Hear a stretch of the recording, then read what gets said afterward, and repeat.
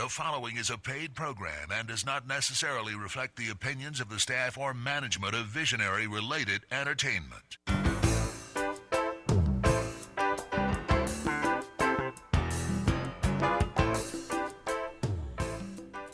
Aloha and welcome to Maui Nonprofit Notes, the weekly radio show where you'll find us talking story with Maui's nonprofit executive directors and staff to find out how they're working to support the needs within our community.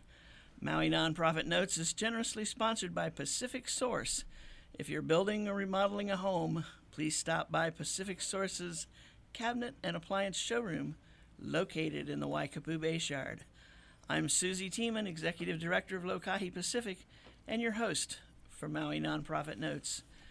During this hour, we're going to share some of the experiences of our nonprofit agencies, just how they're changing lives, changing communities, and creating miracles of hope for those with needs.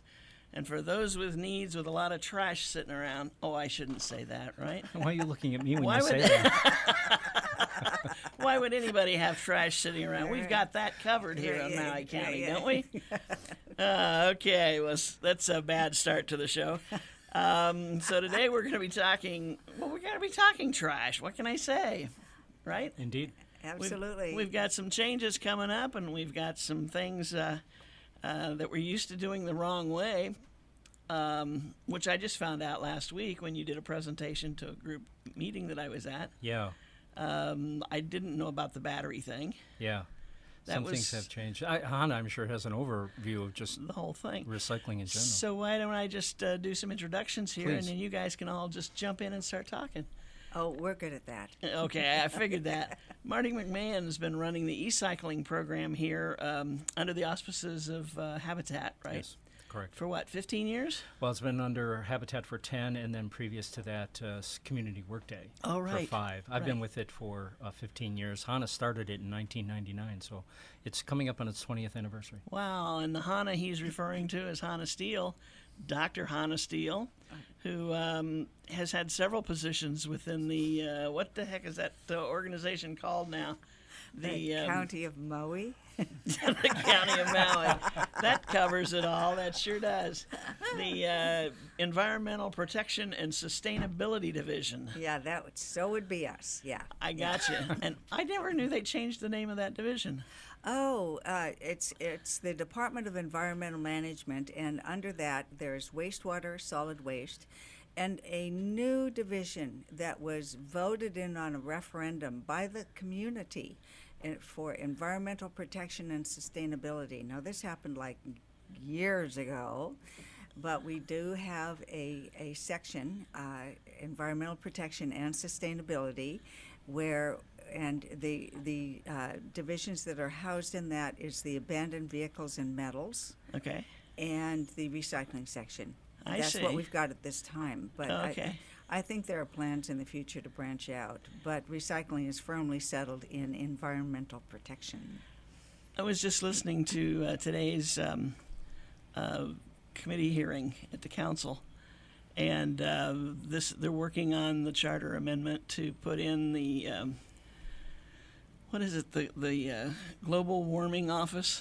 They referred to it as a short form, where we watch the climate change issue. Right. And, okay. Yeah.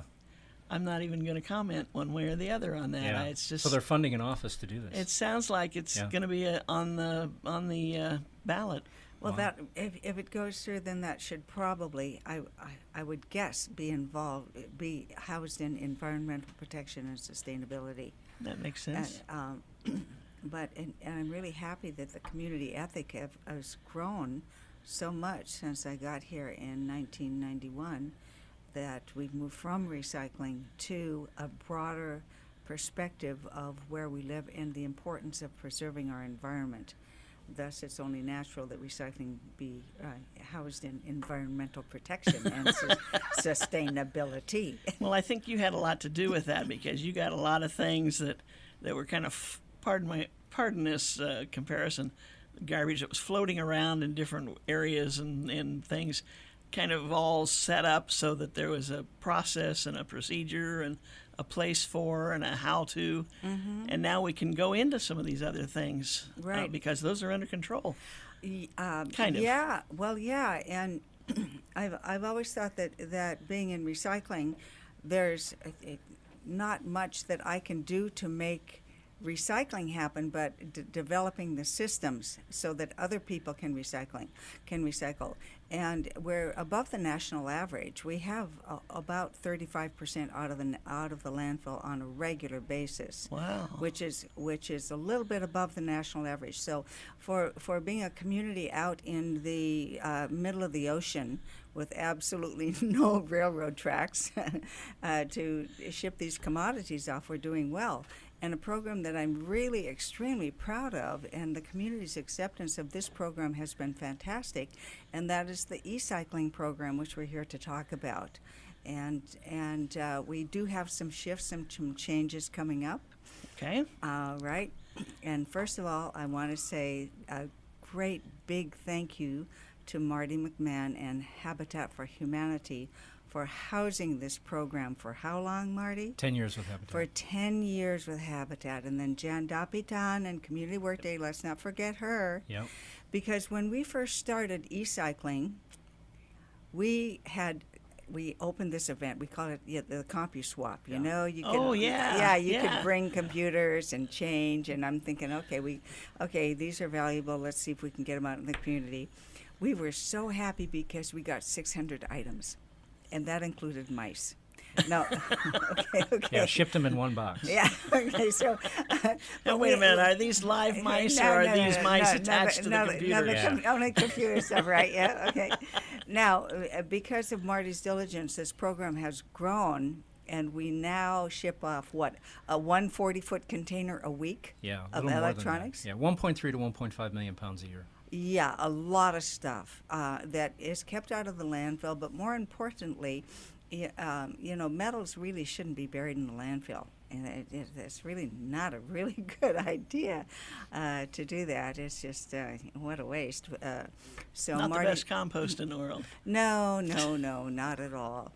And so we keep, a 40-foot container of electronics out of the landfill every week, and we've had some wonderful shifts happen in the program. First of all, let me tell you, I've been the grants manager for our recycling grants.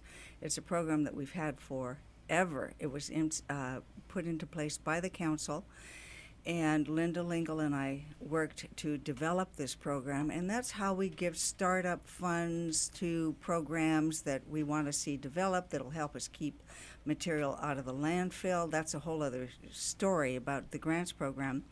But we've had the e-cycling program under the grants program since we started. And so it's a stable program, and what we've recently done is we put out an RFP.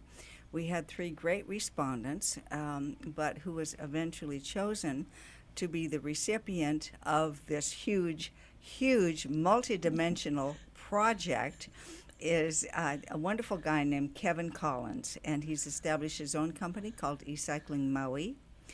But realizing how complex e-cycling is, what we've done is we've arranged for the same crew and for Marty to be there and to be acting as a consultant until the end of October. So this will give, and we designed this for anybody to be able to move in there and get really reasonable training as to how to continue this very, very successful program for the community. So that's about where we are. Marty, what do you got to say about that here? Yeah. Whew, I'm tired just listening to it all. That's what I am, I'll tell you. It's been a good program, and I'm happy to have been associated with it. And I think we're doing it, the transfer, in a very reasonable and solid fashion. One of my purposes, our purposes, I think, in being here, is to get out to the community the fact that the program is not ending. And we have been hearing from our customers who come in, oh, hey, we needed to scramble in and get this in because we know you're closing. Well, e-cycling is not closing. That's the big message here. E-cycling will continue. As all programs do, they evolve over time, as this one will. But this service is going to be continuing. I don't know if we want to talk about, it is changed what we recycle, the world, commodities markets, everything has evolved, but we are still taking the primary drives of e-cycling, which has always been television, computers, monitors, and printers, and we will take those until the state law changes, won't we, Hannah? Absolutely, because e-cycling, there is an e-cycling law that Marty and I participated in crafting with the Department of Health that actually does provide a small amount of funding to go out to the counties to assist with this program. And so we are very pleased that we have this program stabilized. It's now a 5-year contract with 2 one-year renewals. And to have that program stabilized rather than every year, are we going to fund this grant program and blah, blah, blah, like that, it's a real benefit to this community, because all of the programs that are stable that were startups in the grant program really should become stable projects for this community. Electronics are not going to go away, and we need to handle them, and e-cycling has done a fabulous job of doing that, and we're expecting Kevin Collins, whom I'd like to introduce right now, to say a few words about himself, because Kevin is the owner of this company and is under training until the end of October, and after that he'll take it on. So Kevin, tell him a little bit about you. You're ready to go, aren't you? Yeah. I'd really like to thank Habitat and Marty and the crew for, running this program and helping to educate me on how to, make this continue to happen for the community, because it's super important to keep the metals and things that, need to go off island out efficiently and, for the benefit of the community. This change, if I can jump in, is not reflective of a larger amount of change, Susie. We're going to remain right now at the same location we always have been, which is 901 Lower Main Street in Wailuku. That's across from the ILWU building, the same side as Homemade Bakery, as so many people know. And our hours for the foreseeable future, they may change, but right now they are going to be Tuesday 1 to 5 and Saturday 8 to 1, as they always have been. Same principles apply. Everyone is free. We offload if you come in. Everything that we've been doing will continue in that process as we go through this transition period. I want to make sure the public knows that. And this would be a great time for the community to transition to only bringing things to that location at those times and on those dates. Yeah, that's a good point. That's been an ongoing problem for you folks. Yeah, we call it, not so affectionately, the dump.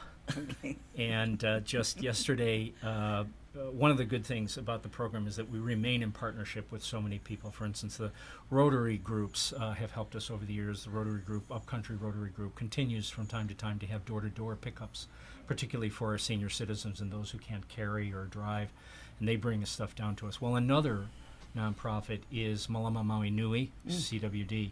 And just yesterday, we got their truck. They brought a couple of electronics to us. In return, we give them much of our dump, which are the refrigerators and the stoves and the coolers and so forth that we don't take, that people continue to drop off when we're closed. Right, and that's at the e-cycling location on Lower Main. You'll drive by and you will see televisions and some computers sitting out the gate. Now, I have a little bit of a conflict in how I look at this. Okay. One, I know that whoever did this wanted to do the right thing. Yeah. They wanted to get their computer or their television to e-cycling. I also know that there are many families where mom and dad are working 2 jobs, and they may not be able to do the Saturday or the Thursday or the Tuesday rather. And so like I said, I'm a little bit. I have a little bit of mixed feelings about this.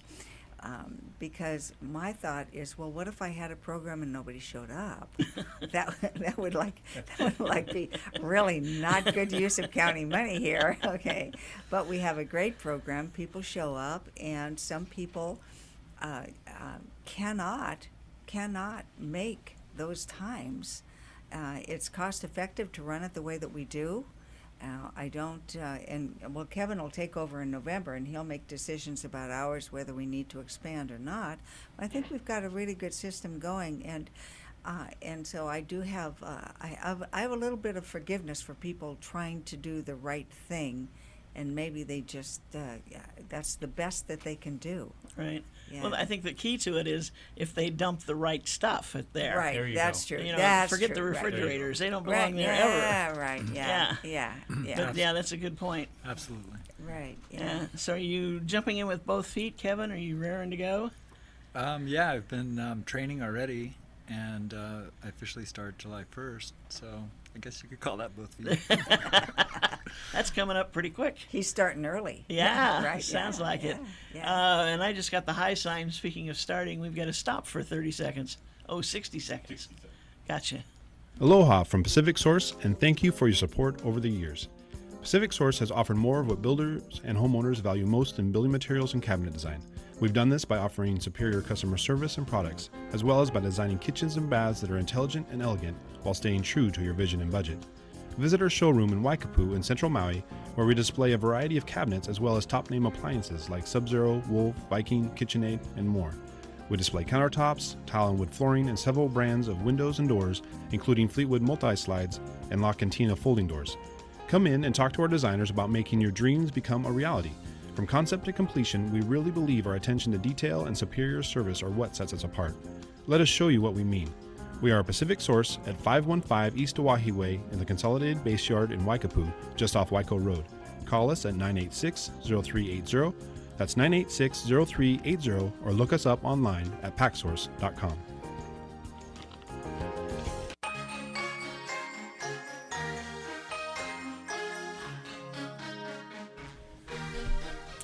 And we are back. This is Maui Nonprofit Notes, the weekly radio show where we talk story with our nonprofit executive directors and staff to find out what's going on in their world, which affects our world. And today we've started the show talking to the folks from e-cycling, or talking about e-cycling. We've got, who have we got here? We've got Marty McMahon, who's run the program for 15 years and is getting ready to say sayonara to us. Yeah. How can you do that? Oh, it's actually pretty easy. Is it? Yeah. I hate to say it, but I've tried a couple times and it doesn't work for me.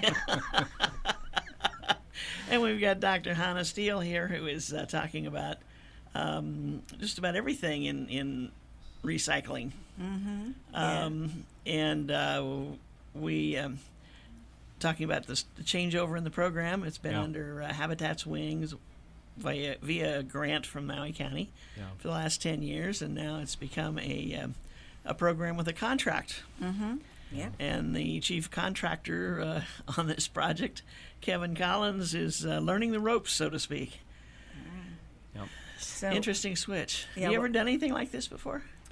I've managed some fairly large projects, but more on the business side of things. And, back in college, I ran a forklift, so yeah. What more do you I need? get it. There you go, right. Couple of forklifts, couple of trailers, and load them up. Yep. right, Absolutely, right. yeah. But the one thing that I think we all want to get out to the community about e-cycling is that it's stable, it's here, it's going to be here for you for a long time, all right? So even though Marty's leaving, and we're hoping that the crew stays with Kevin, but that depends upon Kevin, Guy, if you can keep this crew or not in this market, employment market. And we also want the public to know that in order to recycle something, somebody has to take the material and do something with it. And we've had tremendous market shifts lately, tremendous market shifts, and that's affected e-cycling too. Yeah. So even though you want to bring us your keyboard and your mice and all that kind of stuff, that's landfill stuff. Don't bring e-cycling your Game Boy, your Xbox, DVD player. What else, Marty? Okay, what is it that we don't want to see at e-cycling? Marty, take it away. Well, And then I'll in say 30 what we do. seconds, the Yeah. evolution was, up until a few years ago, we took just about anything with a circuit board. The market was good. You could get the gold and the silver and all those things off of it, and there were many businesses that were turning a profit doing just that. But the largest control of the commodities market in the world, and commodities are things like silver and gold and corn and all sorts of things, is China. And China looked around and said that they had plenty of commodities, thank you very much, for at least 10 years. And they shut down most of their commodities markets. Oh. The biggest one of those markets was plastics.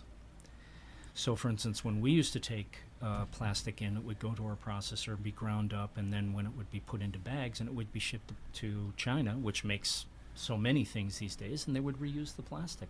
They have enough of that. They don't need any more, and therefore just about everybody in the United States is landfilling plastics now, unfortunately. It's just something that we have to do. And nobody in the United States makes anything out of recycled plastics.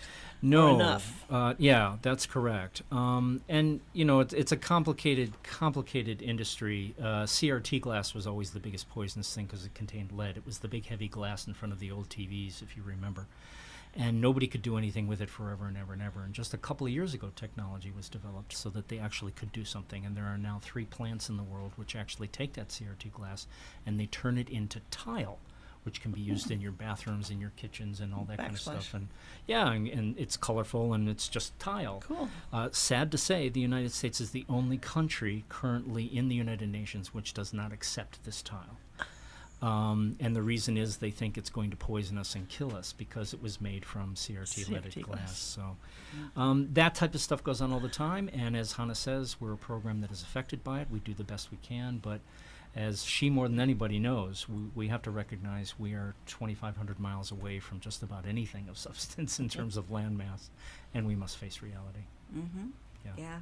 So moving forward, we want all of your computers. We want all of your printers. We want all of your televisions. And monitors. And we want all of your computer monitors. Yeah. And we'll take the cables associated and with the those cables devices. and the cables. We'll take all of that copper that's buried in, wrapped in that rubber, because that stuff shouldn't go to the landfill. Right. So one more time, TVs, monitors, Sure. printers, computers. Yeah. But that's it. That's it, guys. Yeah. And be happy that we can do that. Yeah, and we're still doing 1.2, 1.3 million pounds of it a year. Wow. Right, and So- and Marty says that that because of the shift in the markets, we've lost maybe 20% of our volume. Yeah. Meaning that was the Game Boys and the Xboxes and all that other stuff that would come in. So we still have a hefty amount to get off the island. So remember, for e-cycling on Lower Main in Wailuku, Tuesdays and Saturdays, Tuesday afternoon, Saturday mornings, TVs, monitors, printers, and Computers. And computers. No mice. To the e-cycling, No mice. e-cycling program. That's it. That's Okay, it. guys, that's it for now. That's all she wrote. That's it, folks. Now, But where hang do in we ship there. these?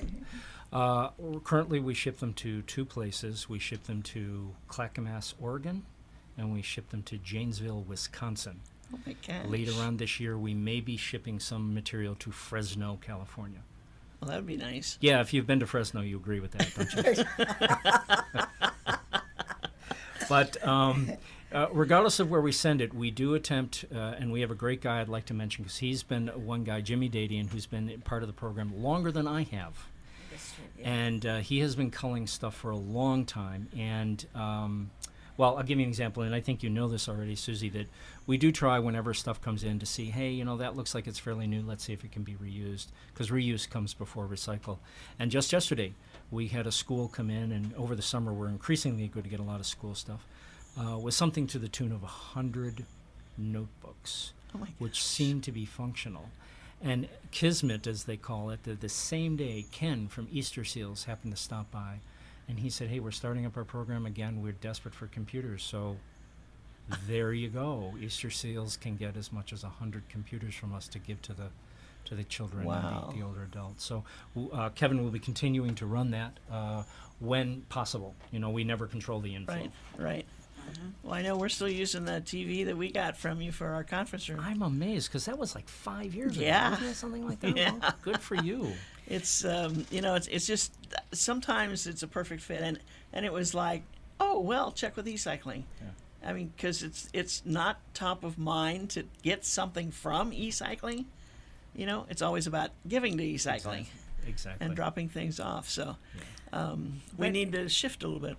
Right, and if you do have an organization that is in need of computers, televisions, monitors, printers. Okay. I think you've got it. Yeah, she'll know that list before she leaves. Okay, yeah. Yeah, do stop by. The best Yeah. thing to do is to stop by and talk to me because Right. then I can really get a good handle on what you need. Right, because you may not have it today, but No. Right. hey, Right. like you said, yesterday was a great day. Yeah.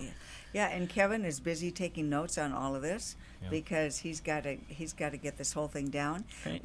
We think that the e-cycling hotline is going to be remaining the same hotline as ever. The number should stay the Yeah, same. the number should stay the same, and it will be answered appropriately.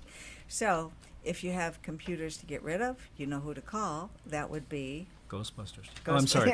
280-6460. 280-6460. That's the e-cycling hotline.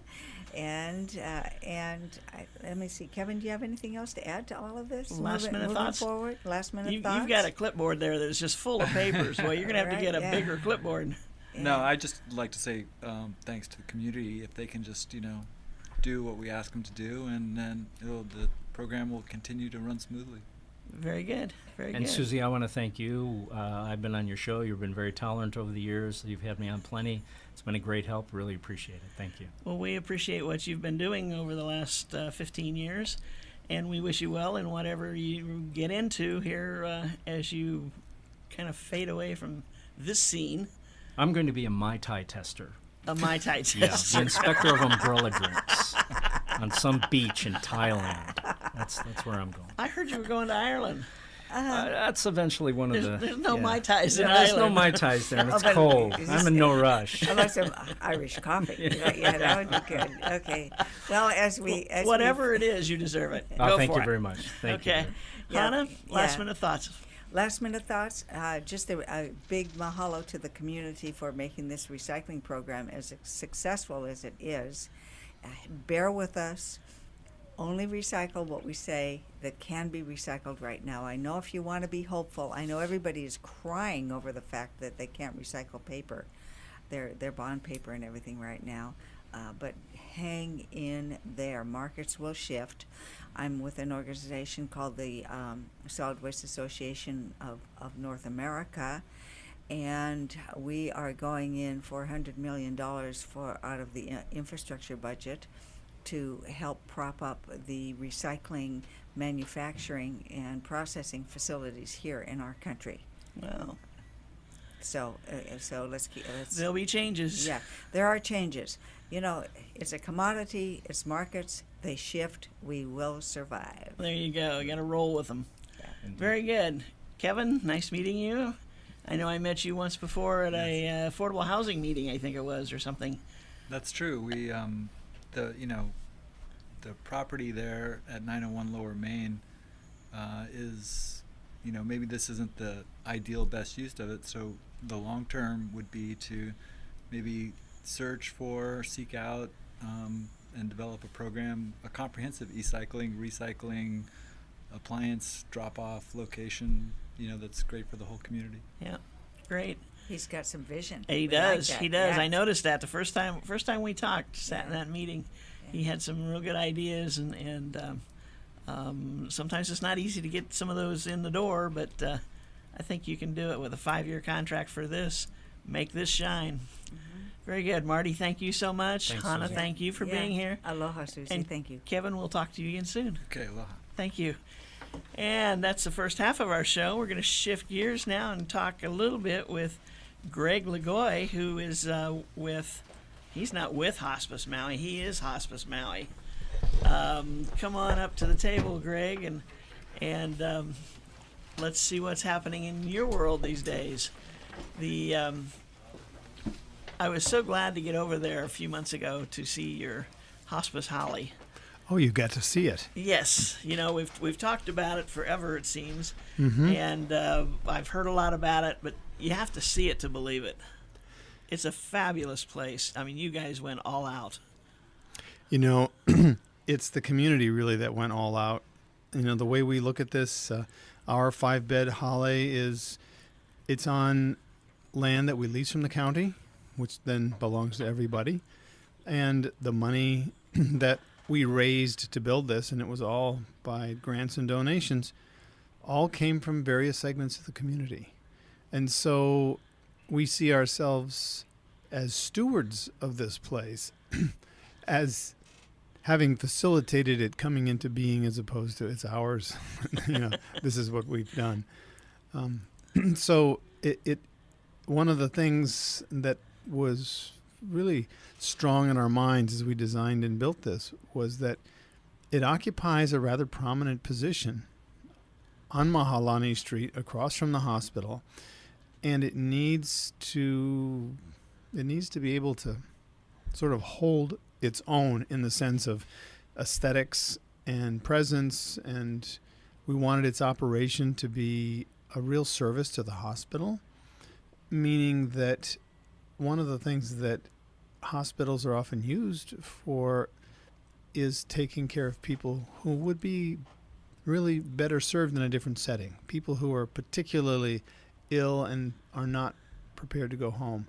And so our 5-bed holly is being utilized to care for some very, very ill folks in a setting where they have, the focus that we have around comfort care and inclusiveness of family and all the things that we can provide, plus the wonderful views up there. They are wonderful. It's just, and it's so open. I mean, like each room has that little patio area outside right there in case you want to go out and are able to get out of bed and go out and sit for a little while in the early evening. And I like the way that it's situated so that you're never ever sitting in direct sunlight out there.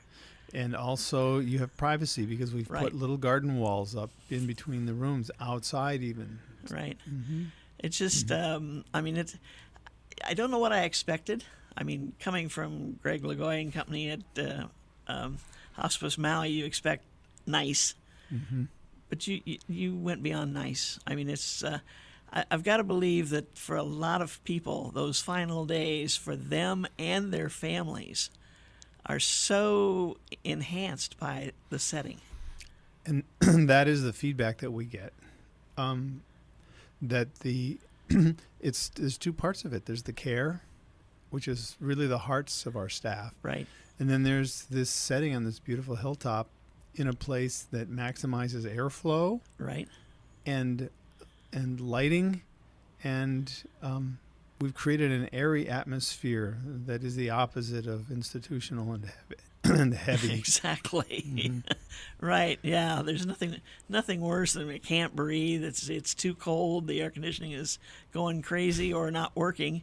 You don't really need either one because you have that natural cross ventilation going on. Not only do we have natural cross ventilation, but the way air flows is that if you're standing in a parking lot, the air that blows on you if the trades are blowing is the hot air heated up from the parking lot next to you, and so you get a hot wind. right? Our place is perched on this hill and it's quite steep, and so the air that's being heated on the ground is going around, and the air that's hitting us is right off the ocean at the same elevation as we are, which is 200 feet. And so it can be 90 degrees in Kahului, and if there's a trade wind, it'll be 80 degrees at the Holly. I mean, it is a dramatic difference. And so the design optimizes that. The hallways have these very high ceilings with ventilation at the top so that any warmth that accumulates goes straight up and then draws other air in. We also, each room has a sliding door instead of a hinging door because, of course, with trade winds like that, if we had hinging doors, people would because you can't have them open into the hallway, so they would open into the room, which means that the wind would tend to slam them, which means you'd have to have these monstrous door closers, which then small people wouldn't even be able to operate. Right. So we did sliding. They're very heavy sliding doors, and they're pretty fancy. But it's the sliding doors that allow the entire design to work well. Right. The thought and the study that went into all these things to make it come together like this just is incredible. We got to take a short break. We'll be right back, and we'll talk more with Hospice Maui's leader, Greg Lagoy. Aloha from Pacific Source, and thank you for your support over the years. Pacific Source has offered more of what builders and homeowners value most in building materials and cabinet design. We've done this by offering superior customer service and products, as well as by designing kitchens and baths that are intelligent and elegant while staying true to your vision and budget. Visit our showroom in Waikapu in Central Maui, where we display a variety of cabinets as well as top-name appliances like Sub-Zero, Wolf, Viking, KitchenAid, and more. We display countertops, tile and wood flooring, and several brands of windows and doors, including Fleetwood multi-slides and La Cantina folding doors. Come in and talk to our designers about making your dreams become a reality. From concept to completion, we really believe our attention to detail and superior service are what sets us apart. Let us show you what we mean. We are a Pacific Source at 515 East Oahe Way in the Consolidated Base Yard in Waikapu, just off Waiko Road. Call us at 986-0380. That's 986-0380, or look us up online at packsource.com.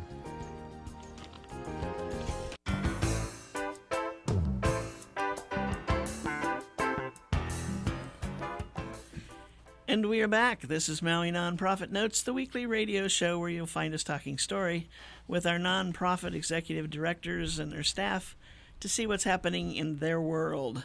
And, of course, in the world of Hospice Maui, there's always a lot happening. I knew you'd finish that sentence for me. It's I guess the thing that just totally intrigues me is the combination now with the Holly of the location, the facilities, and the wonderful staff that you have, both the paid staff as well as the volunteers. Right. I mean, they're kind of almost interchangeable. You can't tell one from the other because they all have that same great level of wanting to assist. You know, one of the wonderful things about hospice is that it tends to self-select people who work and who volunteer. There seem to be two different perspectives on hospice work. There are people who say, "Oh my God, I have no idea how you could do that. Right. How do you keep doing that?" Or "I could never do that." Those kinds of comments. And other people who feel truly called to be a part of it. And so those are the people we hire. And they tend to stay with it. They do. Mm-hmm. There's a, I guess I mean, you look at it, and, everybody, I think, in doing their job looks for some satisfaction level. And for many people, it's the paycheck, right. Or what being able. What was it? Somebody said, it's not that I have to go to work, it's that I get to go to work. Right. And that's kind of the feeling that I get with some of your people is that they really can't wait to help that next person. Mm-hmm. Yes, it's genuine. It's wonderful. And we have now over 60 staff in our organization. It's really when I started there, I was the 7th staff person. There were wow, 6 and me. And we're talking how many years? That was in February of 1990. 1990. 28. So we're talking 28 years. Long time. Wow. You aren't thinking of retiring or anything like that? I'm not, actually. I mean, what would you do? That's never an issue, Susie. It's not about what I would do. There's plenty I could do. I see. It just, it comes down to each day. I mean, I don't think of myself as having a career. I don't think of myself as an administrator or that sort of thing. It just seems like each day it's like, okay, well, I can help more. I can do this. This is something I can work with. I can be involved here. I can improve this there. And wow. But now that you've got the Holly and it's running so well and doing so well, what's next on the list? What's next on the list? Facilities or programs or what? I can see that look. He's really digging Well, for this one. one of the things is that when you imagine a person who has never ridden a bicycle and you finally get the thing up and it's on two wheels and you're like, okay, so before they are interested in the next adventure, they want to make sure that they really have it down. I think we're talking about the Holly. Yeah. Okay. They want to practice doing what they're doing. It's a challenge because the environment in healthcare always has changes going on in it.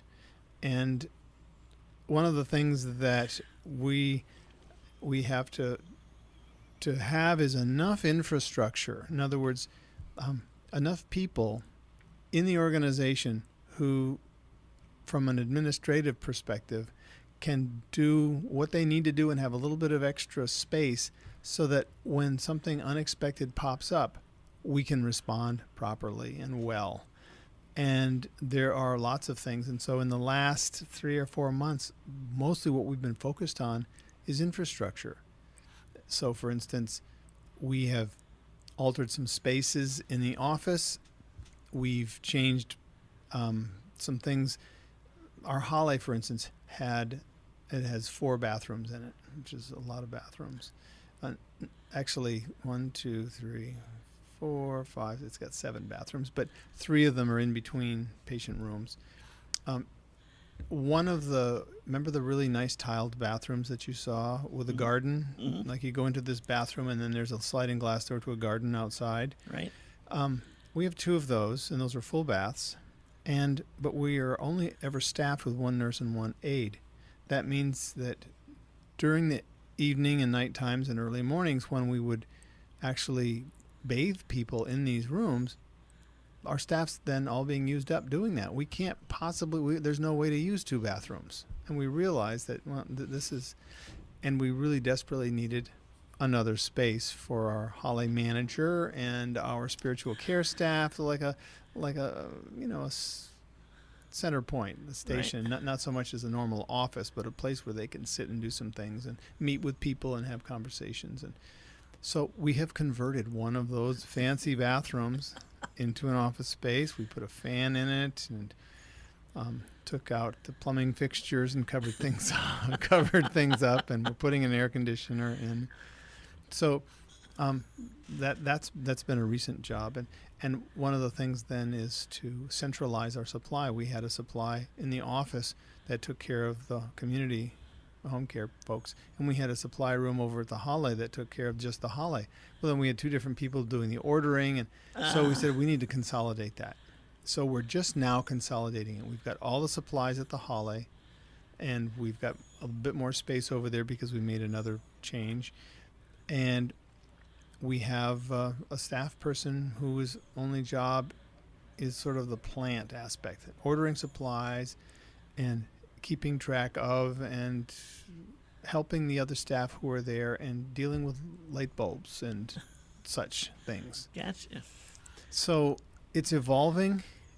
We still have quite a bit of landscaping work to do. You remember Richard OPE? Mm-hmm. Well, his son, Richard OPE Jr., works with us every week. And one of the things he's doing is he's clearing the hillside behind our meeting rooms of all the kiawe and the halikoa. Oh, wow. And he's been doing it for several months, and he's probably got a quarter of it done, but it's totally opened up all the views up there. And 2 or 3 times a week, he's over there for 3-4 hours working away with saws and chainsaws and this and that. And we pay him to do that, and he is very happy to be doing it on a very relaxed schedule, and it keeps the fire hazard down because that hillside is a serious fire hazard when it dries out. So we're taking care of that. It's beautifying that sloped hill that I mentioned around on the street side of the Holly. So over the next several months, slowly our landscaping is going to start coming into, in keeping with the architecture. It's going to be something that'll be really quite nice to look at. Right. Wow. One of the things that you mentioned when I was over there doing the tour of the Holly was last requests that people have that are there. knowing that they're not leaving there. What do you want? And I remember a story that you told, and I think you've got a picture on your website of the event. The horse? The horse, yes. Can you share that with people, how something's come up? We had a man staying in the Halle. He was nearing the end of his life, and he had been a Paniolo. And we thought, in talking to him and his caregiver, that it would be super meaningful for him to have a horse visit one more time. So there is an equestrian center of Haku Baldwin. I don't actually know the proper name of it, but horse-related up country. They were happy to put a horse in a trailer and bring it down the driveway and walk the horse around to his. We actually brought the bed outside, and the horse was right there with him. We have pictures of it. It's really cool. That to me, that's the epitome of caring about somebody and what they might want. Not that he asked for it particularly, but you just knew that had been his life. And moments like that, you can't substitute something for that. That's what, like, the initial ideals behind hospice had that in it.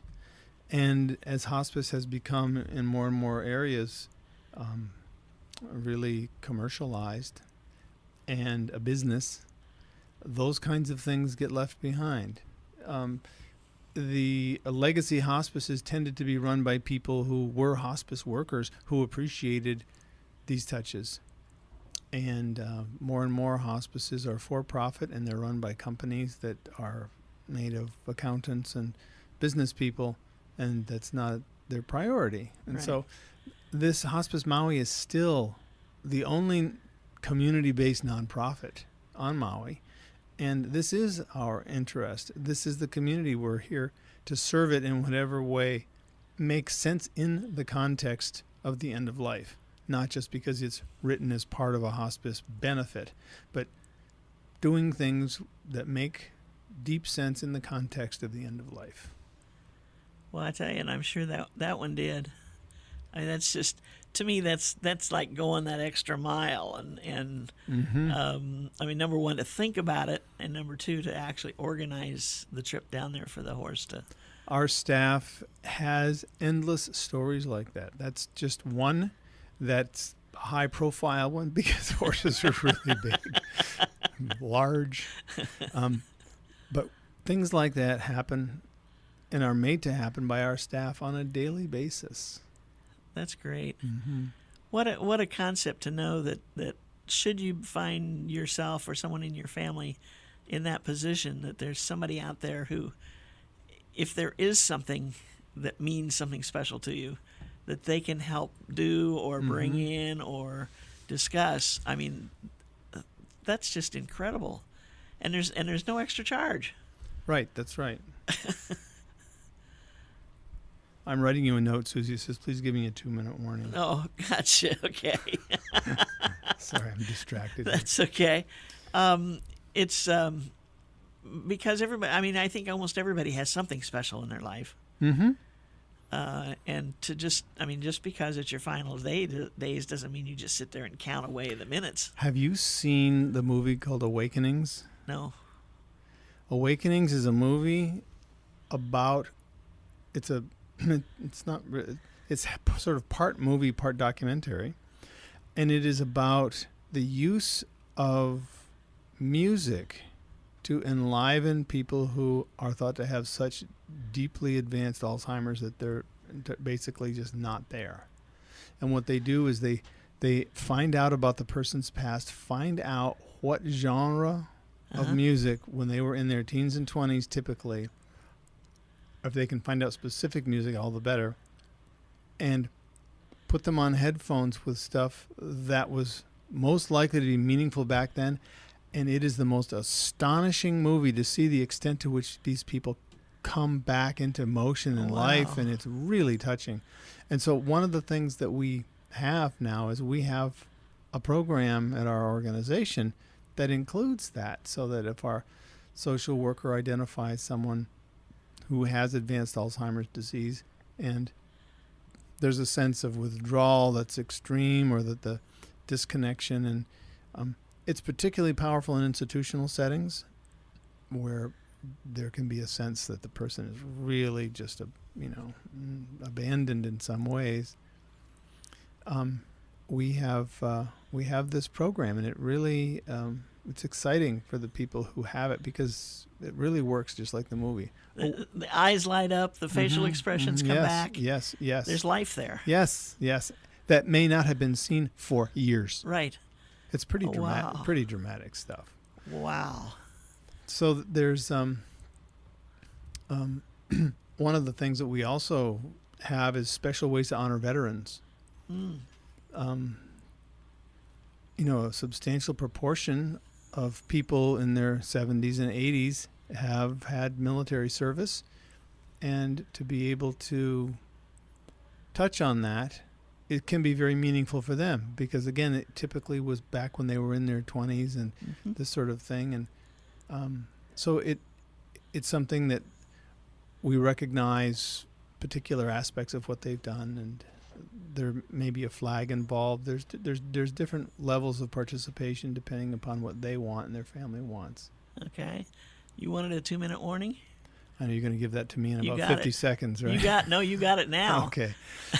I wanted to say that to some listeners, it may seem odd that we're having a conversation here related to hospice and not bringing up the fact that a medical aid in dying law just passed in the state of Hawaii. And I want to acknowledge that we're not talking about it. I think it's important to some listeners just for them to know that Hospice Maui is in the midst of developing policies around this, because this law will be affecting people who are dying. And that's who the population we take care of. And so we do understand that there's going to be quite a bit of engagement that we need to have on this topic. And so we also recognize that it's a very, very strong topic with a lot of potential for people to have strong feelings about it. And hospice has to navigate this in a way that doesn't make it less likely for people to benefit from what we can bring. Right. So we're working on the policy statements that will allow us to continue to serve the absolute most people in the absolute best way possible. And you will come back and tell us. I will come back and tell you. You have something put together. I promise. We're looking forward to that day, because I know there's a lot of people who, after the session died down and it was passed and signed into law, it's been quiet. It goes into effect in January. The Department of Health has not done created the regulations yet. There's a lot to do. Yeah. Very good. Thank you, Greg, for being with us today. My pleasure, Susie. Whoa, this is the fastest hour in radio. Maui Nonprofit Notes is sponsored as a community service by Pacific Source, the builder's choice. Give Paul and his staff a call at 986-0380 or stop by their showroom in the Waikapu Bayshard on East Oahe Way to see how they can help you with your building project. Today we visited with the folks from eCycle Maui and with Greg Lagoy here of Hospice Maui.